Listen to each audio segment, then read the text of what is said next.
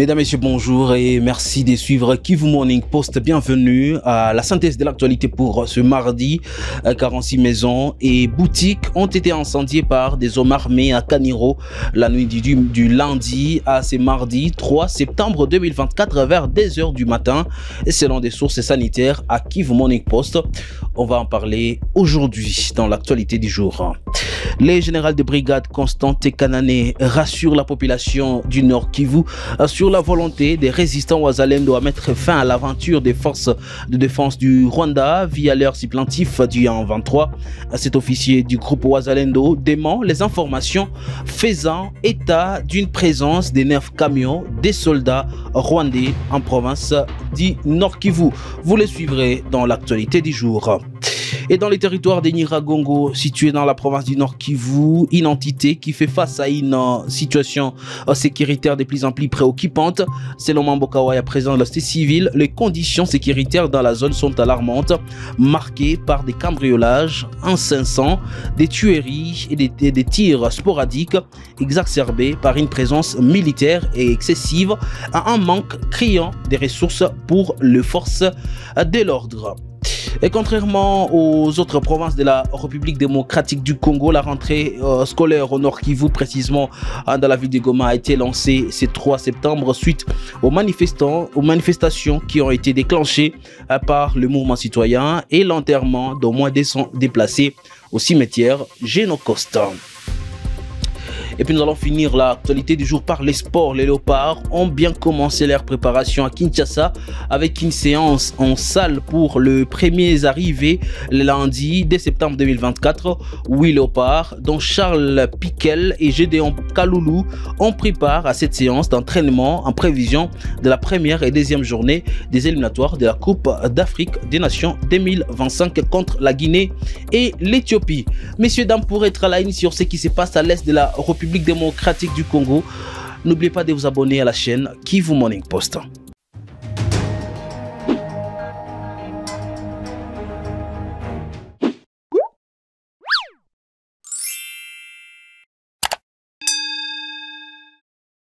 D'abord, cette situation dans les Kaniro, 46 maisons et boutiques ont été incendiées par des hommes armés à Kaniro la nuit du lundi à ce mardi 3 septembre 2024 vers 10h du matin, selon des sources sanitaires à Kivu Morning Post.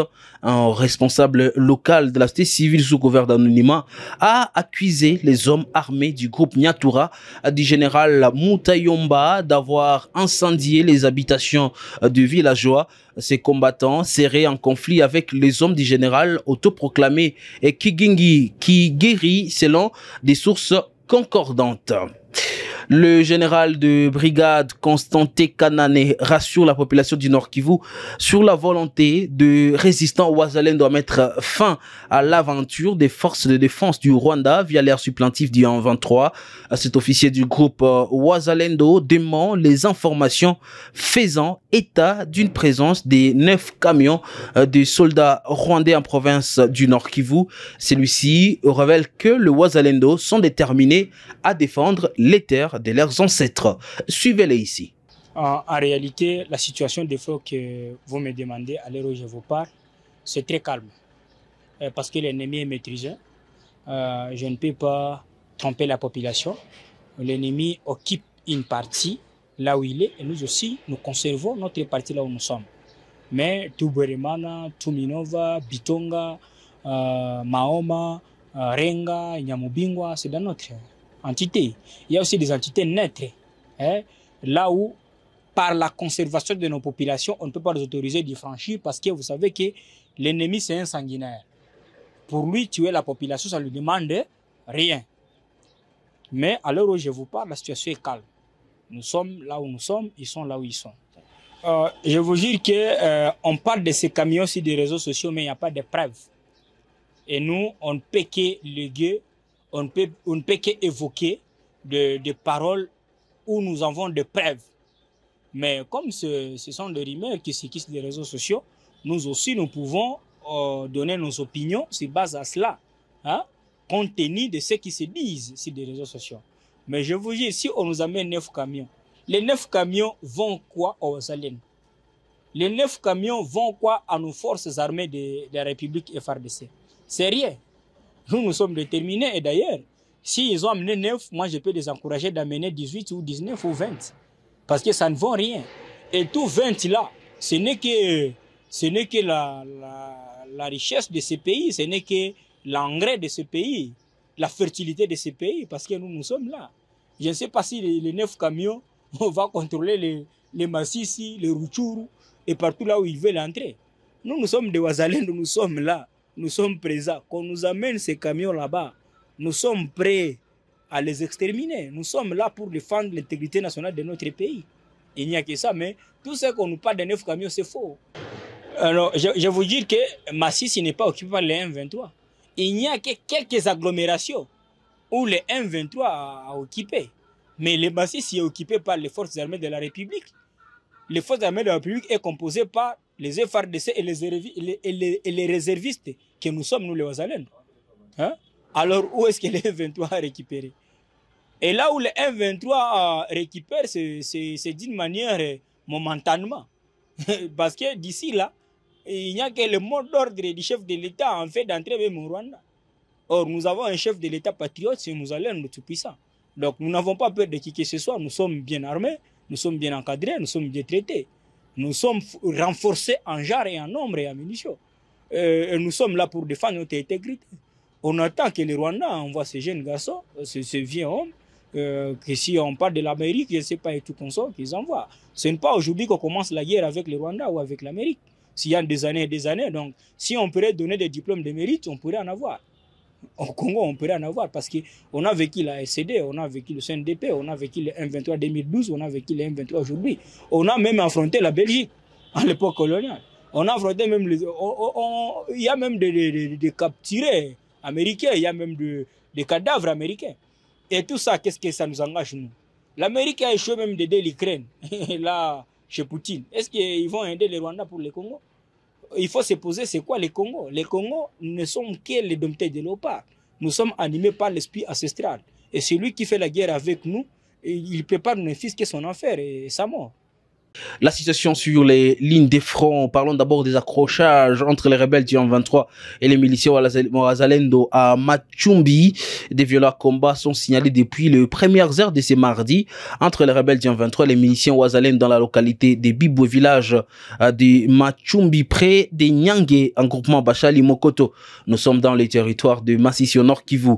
D'après Tuizere Havugimana, un responsable de la jeunesse dans la région, les rebelles du M23 ont attaqué les positions de Ouazalendo érigées à quelques mètres de Machumbi dès 5 heures du matin, provoquant ainsi à nouveau les déplacements de certains habitants de cette partie de Bachali. Ces responsables précisent qu'en l'enregistrement de cette vidéo, les hostilités se poursuivent dans ces entités où les Ouazalendo résistent face au M23, bien que la population a fui la zone. Parlons de la situation dans les territoires des Nyiragongo. Les territoires des Nyiragongo, qui est situé dans la province du Nord Kivu, fait face à une situation sécuritaire de plus en plus préoccupante. Selon Mamboka Waya, président de la société civile, les conditions de sécurité dans la zone sont alarmantes, marquées par des cambriolages, des tueries et des tirs sporadiques exacerbés par une présence militaire excessive, un manque criant des ressources pour les forces de l'ordre. Mamboka Waya souligne que plusieurs facteurs contribuent à cette dégradation sécuritaire, notamment la présence du groupe armé M23 dans la zone qui a conduit à une surmilitarisation. Ce président de la société civile plaide pour le renforcement logistique des militaires pour contenir l'insécurité. Suivez-la ici, je l'ai interrogé. Tenter sur le plan sécuritaire, je dirais en tout cas, ça ne va pas, rien ne va.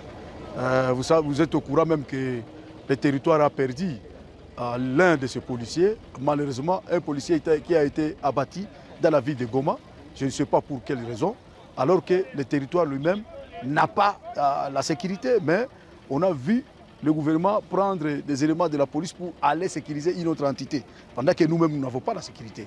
Bon, je crois, à ce point-là, nous on est en train de réfléchir ou soit de demander toujours l'éclaircissement, parce qu'on doit connaître et comprendre le pourquoi. Deuxièmement, les cas de cambriolage continuent, les cas de tuerie continuent et les cas de crépitement de balles sans motif continuent aussi. Je crois Des raisons sont là, notamment, premièrement, c'est la présence du M23 qui a fait qu'il y ait la surmilitarisation de la zone. Deuxièmement, il y a la détention et circulation d'armes à feu par certains individus. Et troisièmement, nous avons l'insuffisance du nombre de policiers. C'est le seul territoire qui a un district de la police, mais sans logistique, sans véhicule, sans quoi. Alors qu'en réalité, le gouvernement devrait déployer une logistique capable de résoudre et à répondre aux problèmes sécuritaires. Mais nous n'avons rien en termes de logistique. Et quatrièmement plutôt, c'est la présence aussi de plusieurs camps de déplacés qui causent aussi l'insécurité parce que c'est une population que je dirais non contrôlée à quelque sorte. Parce que vous voyez une autorité ou soit un chef de village qui gérait ou soit qui gouvernait plus de 20 000 ménages et du coup, qui est encore augmentation de plus de 500 000 ménages, allez-y comprendre. Allez-y comprendre, mon frère, monsieur le journaliste. Donc, le niveau du contrôle des camps pose aussi problème et le niveau de patrouille pose aussi problème parce qu'il y a manque d'insuffisance des éléments de la police. Et je crois comme solution, il faut tout faire pour peut-être mettre en place quelques états-majors de compagnie, surtout du côté de l'armée, pour appuyer à chaque fois la police quand il y a nécessité en termes ou soit en besoin. Parlons de cette question de la rentrée scolaire. Contrairement aux autres provinces de la République démocratique du Congo, la rentrée scolaire au Nord Kivu, précisément dans la ville du Goma, a été lancée. C'est 3 septembre, suite aux manifestations qui ont été déclenchées par les mouvements citoyens et l'enterrement d'au moins 200 déplacés au cimetière des Jeunes au Coste. Dans plusieurs institutions scolaires publiques de la commune de Karisimbi, s'observe une quantité minimale des enseignants qui refusent de dispenser les cours aux apprenants. Selon le chef d'établissement, cette situation est due à leurs revendications de hausse des salaires qui, selon eux, doit être haussée à au moins $500. Suivez par exemple Pochombili et Sololé, préfet des études de l'Institut Sebira. Depuis hier, nous sommes là. Donc la rentrée devrait avoir lieu hier, lundi le 2 septembre 2024. Tous les corps administratifs, les corps enseignants étaient là et nous n'avions que 10 élèves. Aujourd'hui, donc il n'y a pas eu de cours parce que les élèves n'étaient pas là. Bien sûr, hier, il y a eu aussi contrôle des enseignants par les agents SECOP, d'INACOP pour le moment. Aujourd'hui, je peux dire que les élèves étaient là. Nous avions eu 550 élèves que nous venons de faire rentrer après la 3e heure quand il n'y avait pas d'enseignants. Il n'y avait que 3 enseignants sur 26 qui devraient prêter aujourd'hui. Donc, à partir de 10 heures, nous avons fait rentrer les élèves parce qu'on ne veut pas garder 530 élèves inoccupés, ils risquent de se blesser, ainsi de suite. Donc c'est ça. Et sinon, nous, comme personnel administratif, nous sommes là. On avait déjà préparé convenablement la rentrée. Le professeur a tous les éléments pour enseigner. En tout cas, c'est ça. Bon, en tout cas, je peux dire que c'est la majorité. C'est la majorité. Oui. Moi, je pense que c'est... Beaucoup d'élèves savent que peut-être les professeurs ne sont pas là à cause de leurs revendications. Peut-être à cause de cela, ils peuvent savoir que même se rendre peut-être à l'école, ça ne sert peut-être à rien, parce que nous savons que peut-être les professeurs ne seront pas là. Il y en a qui sont déjà informés, qui sont peut-être même enfants d'enseignants. Bon, vous savez que les enseignants ne sont pas là. Sinon, le problème des enseignants, c'est la revendication d'augmentation de salaire des enseignants, c'est ça. Oui, justement, les enfants ce matin, quand je les ai fait rentrer, je leur ai dit de venir demain matin. Parce que dans tous les cas, nous devons faire appel aux enseignants de revenir à la raison. Parce que le calendrier scolaire doit être respecté. Parce que le calendrier, si vous ne le respectez pas, vous êtes obligé de payer les jours où vous êtes absent. Donc, ça ne sert à rien de rester. Nous savons tous que la revendication est légitime. Tout le monde connaît que nous souffrons dans l'enseignement. Même quand ils réclament, nous, en tant qu'administratifs, nous connaissons que c'est juste. Mais il y a lieu de réclamer en travaillant. Parce que ce n'est pas laisser les enfants qu'il faut que ce soit la bonne méthode de réclamer. Donc c'est pourquoi nous sommes en train de dire, nous sommes en train de lancer des invitations aux professeurs, sensibilisants, de vraiment de venir. Parce que si vous ne venez pas, les jours de congé, vos jours de congé, de vacances, seront occupés. Donc il faut venir. Parce que aussi, la petite motivation que les parents payent, les parents payent parce que les enfants ont cours. Il n'y a pas cours, comment les parents peuvent payer? Donc c'est pour dire que si on reste à la maison, c'est même aggraver encore la situation. Donc c'est pourquoi ce que nous sommes en train de faire, en tout cas on est en train de conscientiser, nous adressons aux représentants, des professeurs, et chacun individuellement, en tout cas de revenir. Et aussi, lorsque les cours n'ont pas lieu, les enfants, si pas les parents, risquent d'aller inscrire les enfants dans d'autres écoles. Parce qu'aujourd'hui, il y a beaucoup d'écoles qui ont besoin de candidats. Les élèves inscrits à l'institut, c'est bien, peuvent aller s'inscrire ailleurs où il y a cours. Parce que ce n'est pas tous les parents qui supportent à ce que les enfants puissent rester inoccupés.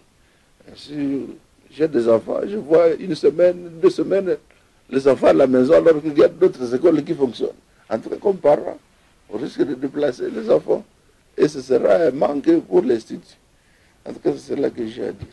Parlons de l'entrepreneuriat aujourd'hui, l'artiste plasticien Josué Sabouni, qui œuvre dans la sculpture depuis 2017, grâce à une formation, appelle la population de Goma à se procurer des œuvres d'art pour contribuer au développement du pays. Il demande également au gouvernement de réfléchir à une réduction des taxes pour les entrepreneurs et les artistes de Goma. Il était donc l'invité de l'émission Goma de ce mardi. Suivez le condensé de réalisation de cet artiste dans cette vidéo réalisée par Émilie Moutebo. Grâce à une formation, Josué Sabouni est un artiste plasticien qui œuvre dans la sculpture depuis 2017. Il fabrique les bracelets, les colliers, les trophées, ainsi que des statues à base de bois. Il utilise les réseaux sociaux pour plus de visibilité. Il souhaite partager le paix qu'il gagne avec les orphelins ainsi que les veuves. Il appelle les jeunes de travailler dur car il n'y a pas un son métier.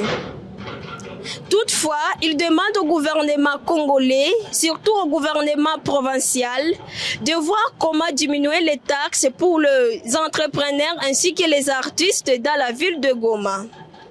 Tentative d'évasion, le gouvernement dresse un bilan des 129 morts et 59 blessés.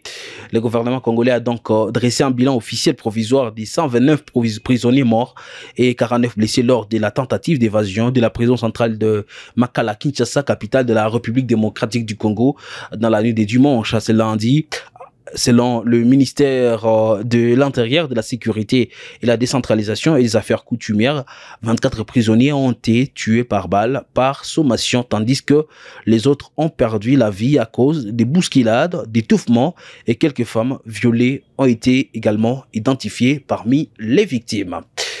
Clôturons l'actualité du jour par les sports. Les Léopards ont bien commencé leur préparation à Kinshasa avec une séance en salle pour le premier arrivé ce lundi dès septembre 2024.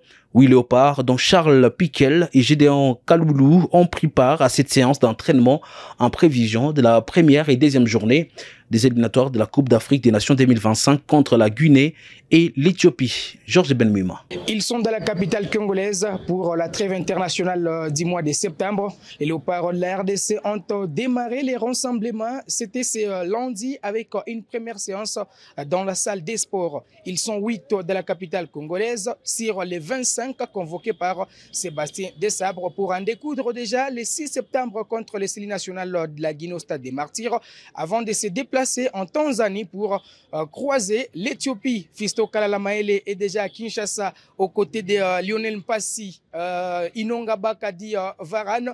Il y a aussi Gaël Kakuta, ces milieux de terrain très intéressants et expérimentés dans l'équipe nationale. Les portiers Lionel Mpassi peut signer son comeback dans la tanière des Léopards après une période à l'infirmerie aux côtés de son concurrent. Il s'agit de Dimitri Berthold. Parmi les deux qui pourra être titularisé déjà pour les matchs de ce vendredi, c'est le technicien français qui aura les derniers mots. C'est un premier groupe de 8 joueurs sera rejoint par d'autres. Mais chaque Elia qui était inserté dans l'équipe nationale après sa blessure en club et aussi à Kinshasa pour mouiller les maillots de la sélection nationale. Fin de l'actualité du jour, messieurs, dames. Merci à vous de l'avoir suivi.